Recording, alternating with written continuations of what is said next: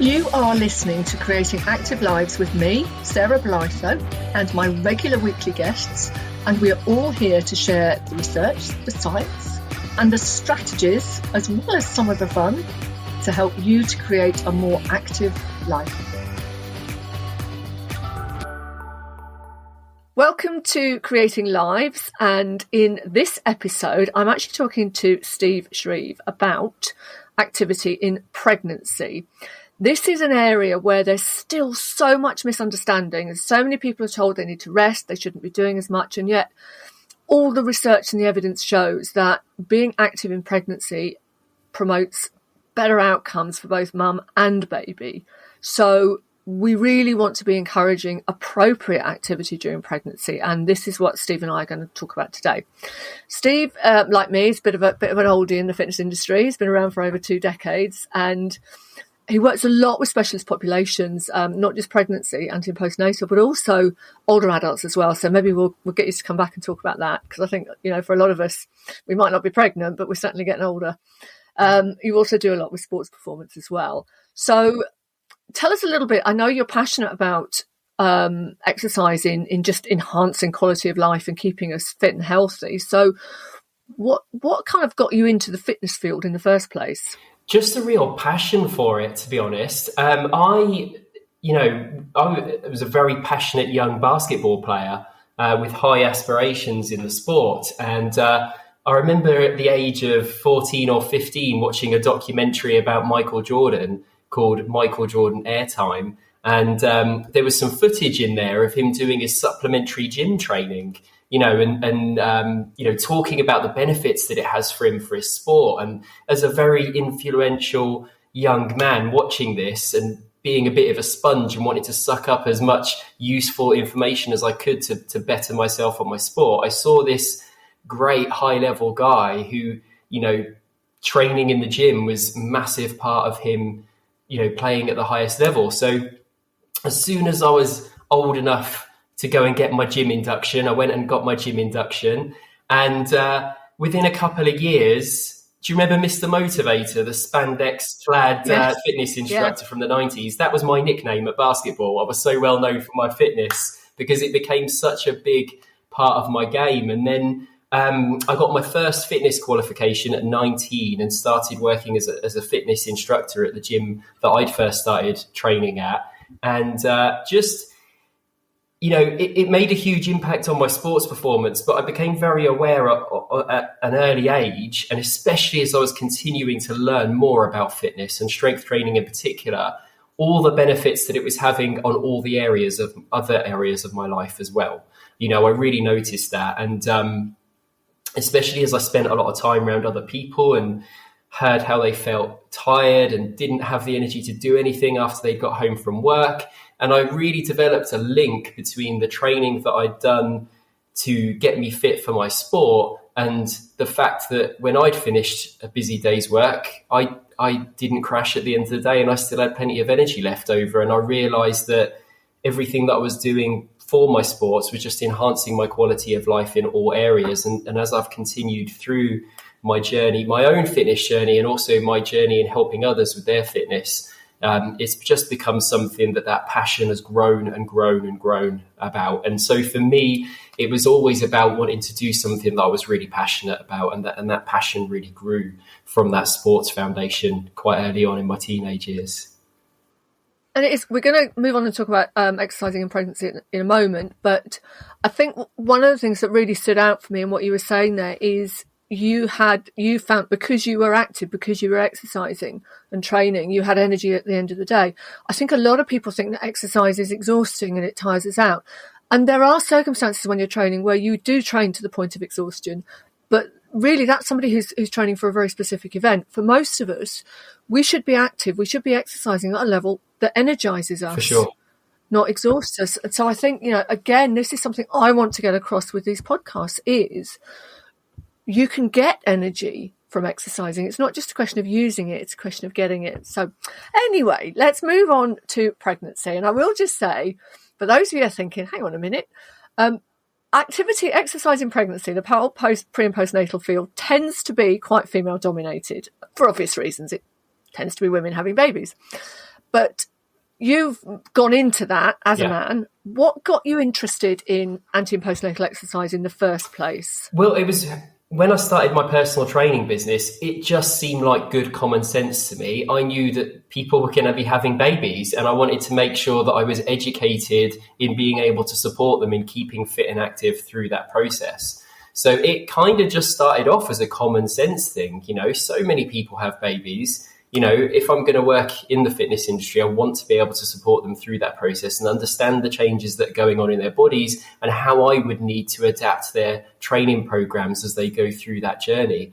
But what started as quite a practical thing, I found that I became really fascinated about. And I can remember being on my anti and postnatal fitness trainer course and just feeling so like my mind had been expanded, and it was so amazing learning about the changes that go on through the female body during the pregnancy journey. It was just incredible. Really, really enjoyed learning about it. And as I started to work with anti and postnatal participants, it was very heartwarming just to see how happy they were through their pregnancies because of the benefits they were getting from their pregnancy fitness, and that they were able to enjoy their pregnancies and have pain-free pregnancies and continue to do all the activities of daily living that they wanted to do throughout that pregnancy. And it became something that I became really passionate about, and I really enjoy the process of educating ladies that I work with during pregnancy on the changes that are going to occur in their bodies and how we're going to adapt the exercise for that. And it's just lovely. It's a great field of work to work in. It's an amazing field, isn't it? And I think from my personal experience, you tend to get kind of two types of clients. You get the ones who are already exercising and really want advice and support on how to maintain some level of exercise and activity during their pregnancy, not necessarily the same level because it's not advisable, but some level of exercise and activity. And they're really, okay, so what can I do? When do I feel like stopping? And they're usually quite good to work with because they know their bodies and they know when the body's saying, do you know what? Yeah, time to stop running. Let's start walking and things like that. But you also get people who suddenly think, hang on a minute, I'm pregnant. What can I do for the health of my baby? And they come to exercise and say, I've been advised to be more active, but I have not a clue what to do because I've never really done this before. So I think from your experience, is that the case? You get these two almost extremes of client, more so than just general. Yeah, I think more of the people that I've worked with over the years have fallen into the second camp. And that's really interesting as well, because I would almost like those people to come to me earlier than they do. And I think we'll probably touch on this later, but I think a big message that I'd like to get across and that I'd love more people to know about is, pregnancy fitness doesn't have to start when you get pregnant. It should ideally start before you get pregnant because, we are going to be adjusting the intensity of the exercise with each stage of the pregnancy as well. So, for the best results for you and the best results for your baby, we want you to start getting fit potentially even before conception, so that you can get even better results from your pregnancy fitness when you're going through that process. And I think this is something that is coming through a little bit more. Well, it's coming through in the fitness field. I'm not sure it's out there in the public domain quite so much yet. That, in the same way that people prepare for conception from the point of view of diet, taking approved supplements and things like that, actually getting your body ready. It's like, pregnancy is a bit of a marathon. Yeah. You don't start training for the marathon the day you turn up for the marathon. You start training well in advance so that you're ready for it. And I think, again, you're right. It's something that if you're not already active and you are thinking about getting pregnant, then start beforehand, because we know from all the research. And I've actually I've got two books on pregnancy. One is Pregnancy and Fitness. The other one is Aqua Exercise for the pre and postnatal clients. And there's so much research out there about the benefits for mum and for baby, particularly around mental health. And I know, again, this is something we've talked about before, but what would you say are the biggest sort of mental health benefits of being active during pregnancy and after the baby's born? I think the biggest thing for me that I see with all the women that I work with during pregnancy, in terms of mental health, and this is something that I talk to them about, is it's that feeling that you're taking control of your body during a time that it's going through great change. I think it might sound too simplistic, but it has a massive impact. The body is going to undergo changes, which are out of control of the mother, but she's taking control over what she can do. She's feeling empowered by, feeling that she's taking care of her body. And I think part of that mental health comes in working with a qualified, trained professional who can talk through that process. Even things like creating awareness that what you're doing now is going to help you bounce back at a much nicer pace after the baby is born. And again, that's taking away a layer of anxiety, because that's something that's on many women's minds. They don't just think about the stage they're in during the pregnancy, they think about post-pregnancy as well. So, we can have those discussions, and it really helps to remove a layer of anxiety, to promote confidence, to promote feelings of well-being and empowerment over the things they are taking control of. But do you think as well there's an element of mental health benefit in the education that someone like you can give to a client? Say, do you know what? This is what's happening in your body. This is normal. This is why it's happening. But also, if somebody says, "Oh, I'm feeling this and that," you say, "Well, actually, that doesn't sound quite right. Speak to your midwife." But being able to just give information about this is normal, this is happening, and not just obviously. When you're pregnant, you know what's going on in your body, you know what the changes are, but you don't necessarily understand exactly why they're happening. So do you think that education helps to kind of help with mental health as 100%. Well? 100%. I mean, one of the things that I do when somebody, whether they're an existing client that becomes pregnant, or they're a new client that come on board because they're pregnant and they want to work with a trained professional in that area, the first thing I do is give them a pack which outlines some of the changes that they'll experience, and things that they need to do, things that they need to avoid, and things that they need to be aware of that are normal and aren't normal, and might be a signpost that they might need to speak to a medical professional. So I give them that information up front, so that they've got that. And I find that often seems quite to reassure people. I think not only from a professional point of view, straight away you're showing that you've got that expertise and that they're in good hands. So that gives them a level of confidence, but also you're empowering them with that knowledge as well. So they've got something to refer back to, so they know what's normal for them and what's not normal, and where they might need to seek advice.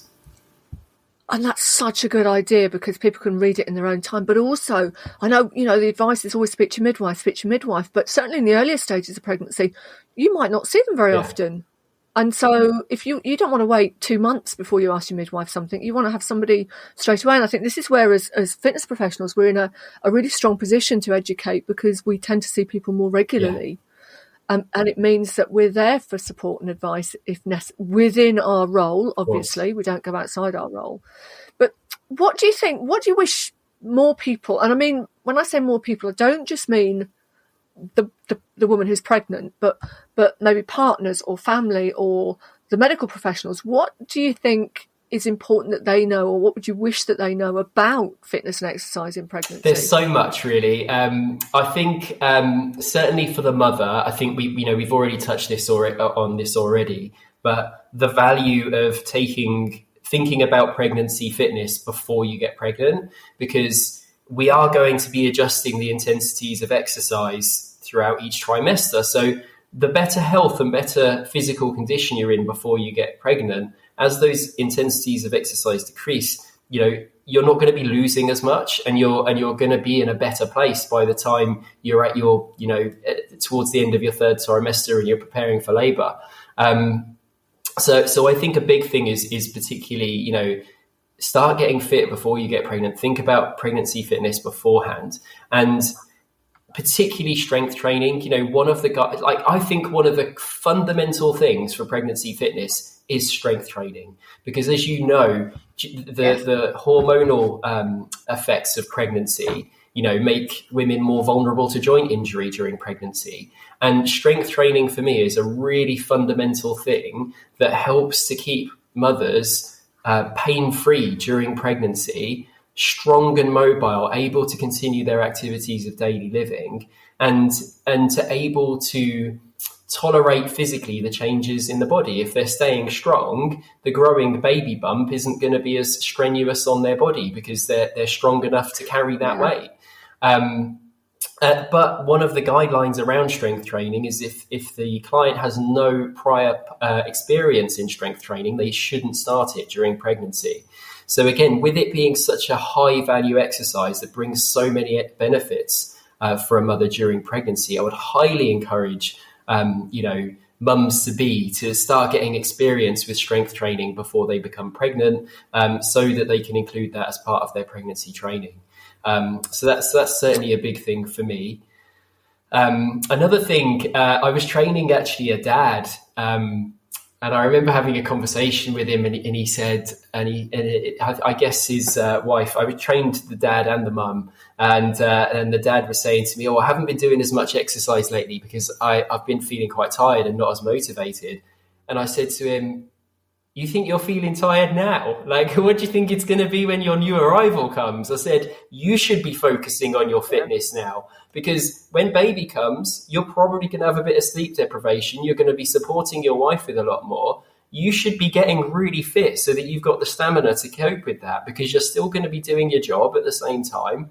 And it's going to take a lot of stamina for you to get through that. So I think it's also important for partners of pregnant women to think about the impact on their life and to not take that for granted, and to make sure that they're fit and healthy enough to get through the changes that are going to occur in their life, and also while supporting their partners through the pregnancy and birth and all of those things. Just briefly touching on partners, on dads in particular, because that's where the research is focused. We have increasing evidence about a condition called paternal postnatal depression. We focus very much on the mother postnatally when it comes to mental health, but actually a significant number of men experience depression postnatally for a number of reasons. So it's another reason why activity and exercise is so important, and getting into that habit before the baby comes, so that even if you can't do as much, you're still doing something. 100%. So glossing over labour, we're not going to go too much into labour. However, the research does show that women who are regular exercisers during pregnancy do cope better with labour. Doesn't make it necessarily shorter or less painful. It just means your ability to cope with it is better. So baby's born. What about post-birth exercise? Yeah, post-birth exercise is really interesting. And again, it's something that I'm really passionate about, because it's having that opportunity to educate women on the areas of their body that have changed due to the growing pregnancy, to the growing baby during pregnancy, and what areas we need to focus on afterwards. So, I've got a really great track record in that nobody that I've ever trained during pregnancy has ever had any back pain whatsoever while they've been carrying their baby. And I love that. That's amazing. And it's something that I'm really passionate about. But equally, it's really important to understand that as the baby has grown, muscles that would normally be protecting and stabilizing your spine have been stretched and weakened by the changes that have gone on in the body. So this is a really important focus for us post-birth. And especially, you're going to be lifting your baby a lot. You're going to be carrying your baby a lot. It's really important that you can stabilize your spine and keep your back healthy during those types of things. So we have to start with very, very gentle exercises to re-educate these muscles. We want to be, there can be often a lot of anxiety around wanting to flatten the stomach again after pregnancy. So, we have discussions about that, because certain exercises can actually send that in the wrong direction. And there's certain exercises we want to avoid post-pregnancy. So just having the opportunity to educate around that, around, getting that back health there, avoiding exercises that are going to take you in the wrong direction, and just building up in a sustainable, gradual way so that you can, manage your activities of daily living and have the strength and stamina to take care of your new addition.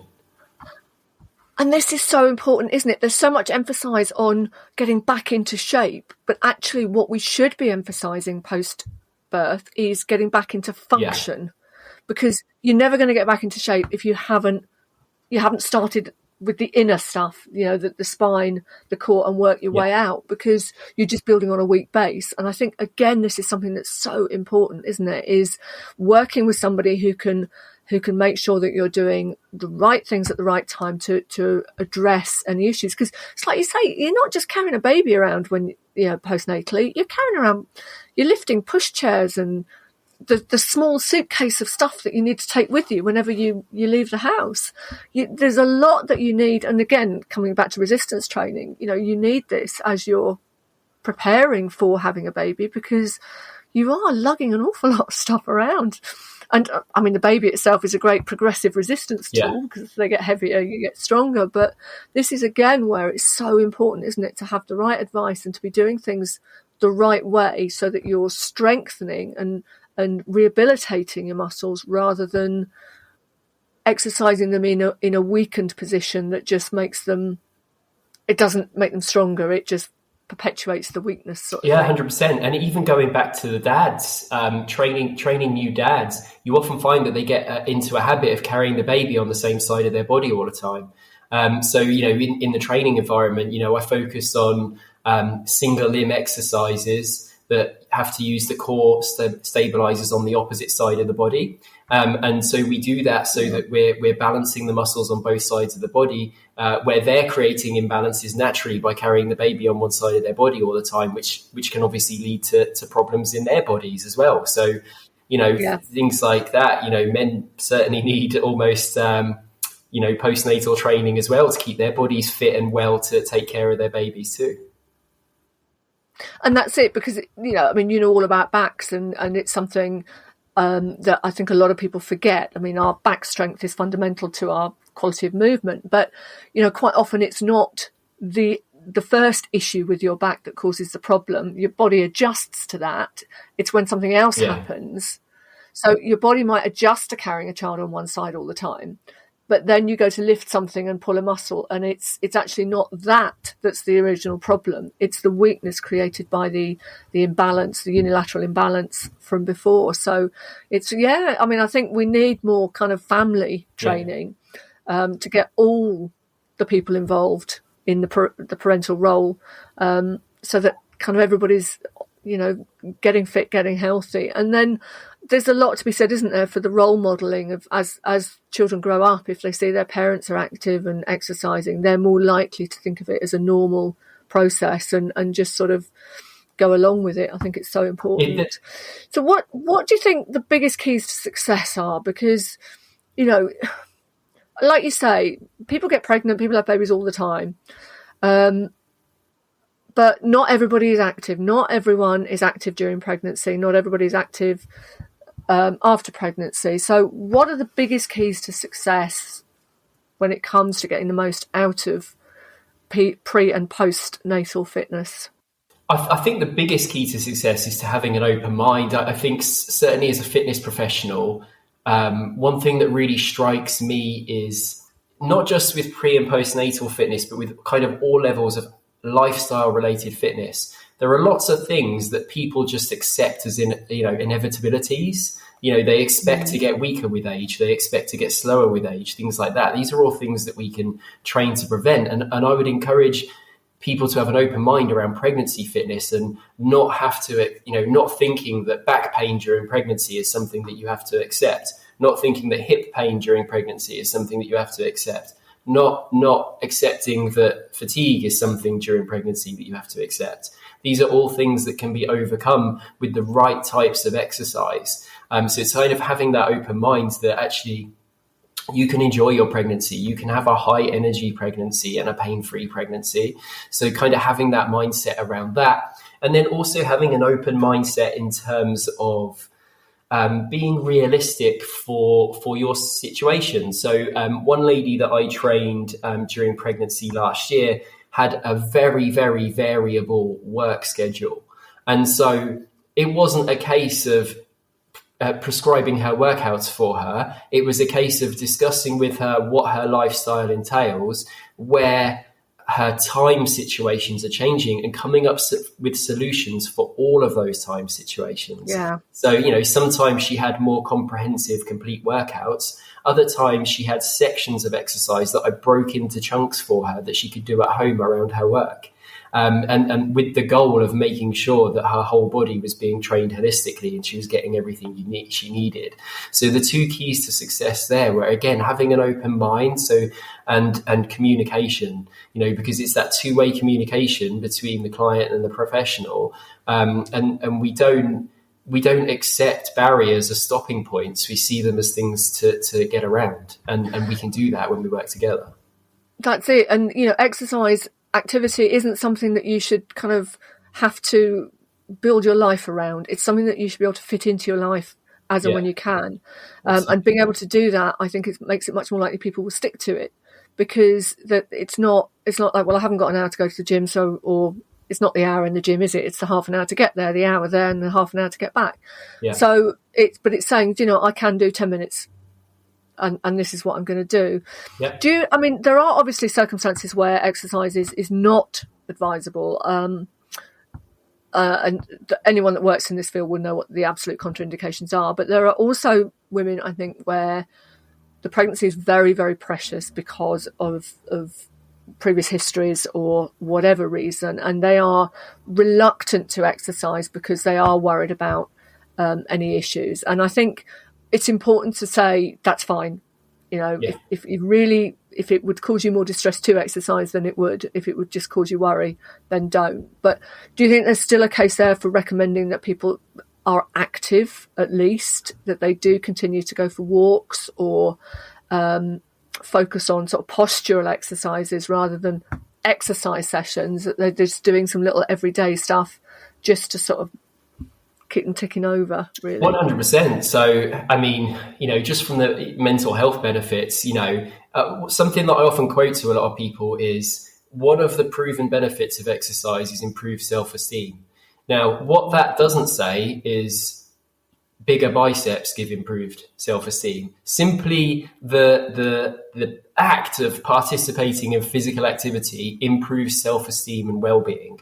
So if somebody doesn't want to or isn't able to complete a formal exercise program, just being physically active, like you say, going for walks, we underestimate the benefits of getting outside, especially with more people than ever working from home. I'm not against working from home. I'm a big fan of it, but I still think it's important to recognize the importance of getting outside, especially if you can be somewhere where there's green spaces and nature around you. The well-being and mental health benefits of that are huge. So again, going back full circle to what we were talking about at the beginning, when a mother is going through lots of change in her body, it's really important that she engages in activities that boost her well-being. And again, when we exercise, and even if it's something as simple as a walk, we improve blood flow around the body. Yeah. And as we know, during pregnancy, it's not just the mother that benefits from that improved blood flow, it's the developing, growing baby as well. So by, again, just knowing that you are doing something physically active that's enhancing the blood flow to your growing baby, it can certainly be a really positive thing. And, even just some gentle stretching exercises to compensate for the fact that as the baby grows, the posture is being shifted forward, so we might just want to do some stretching exercises, for the chest muscles, things like that, just to help the shoulders sit back where they should and avoid any potential neck tension or upper back strain or anything like that. And this is where it's so important to get advice from somebody like yourself who is qualified, who is experienced and can actually support the decisions that people are making around activity, rather than just prescribing, you must do this or you should do that. It's working with them to work out what's best for them, even if it is just go for a walk. Yeah. And do something like that. It's so important, isn't it? And I think it's something that, I wish more and more people realised, and like you say, the importance of preparing for pregnancy as well as exercise in pregnancy. So what would be your one key message to anyone who's out there thinking about getting pregnant, having a baby? Just start thinking about fitness now. If you're not already pregnant, it's changes are going to occur in the body. You're going to be carrying more weight over time as the pregnancy progresses. So make sure that you're strong enough and have the stamina to be able to cope with that. And the end result, that the work that you put into that will mean that in your third trimester, you're not having to live your life on the sofa, and that you'll still be able to do the things that you want to do with your life.